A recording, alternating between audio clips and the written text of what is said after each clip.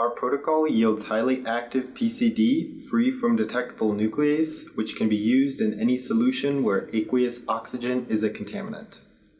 The techniques we use are easy to replicate and ensure that no nuclease contaminants are present in the product.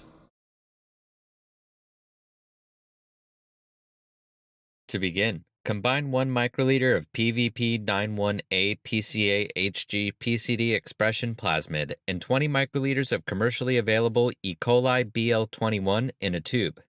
Flick the tube to mix and place the tube on ice for 5 minutes.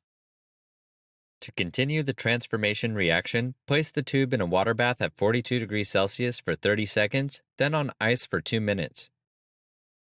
Add 80 microliters of SOC media and shake at 225 RPM and 37 degrees Celsius for 1 hour. Next, pour the transformation reaction mixture onto an LB ampicillin agar and use a plate spreader to spread the mixture. Cover the plate with a lid and incubate the plate at 37 degrees Celsius for 16 to 18 hours.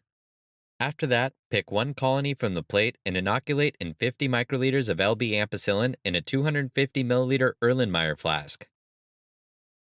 Place the flask on a shaker at 225 RPM to incubate at 37 degrees Celsius for 16 to 18 hours. Then, transfer 20 milliliters of the incubated culture to a 4-liter flask filled with 1 liter of LB ampicillin. Shake at 225 RPM at 37 degrees Celsius.